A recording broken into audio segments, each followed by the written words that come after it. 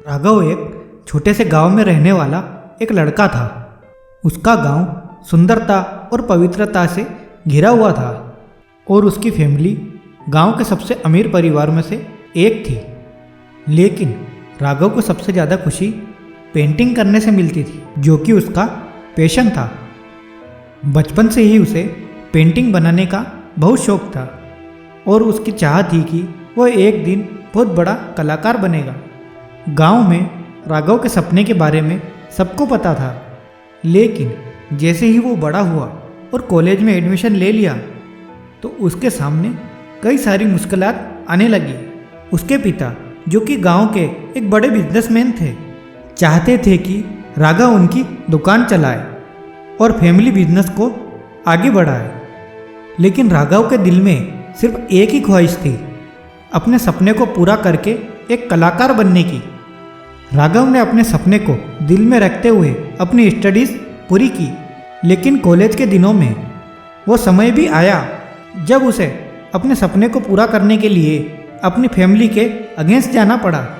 उसके पिता ने उसे समझाया, उसे रोका, लेकिन राघव के दिल में तो जुनून सवार था जो उसे किसी भी हालत में रोक नहीं सकता था। राघव ने गांव से दूर एक आर्ट स्कूल ज्वाइन कर लिया, जहां उसे फॉर्मल आर्ट एजुकेशन मिली। वो दिन रात मेहनत करता था, अपनी स्किल को और बेहतर बनाता जाता था।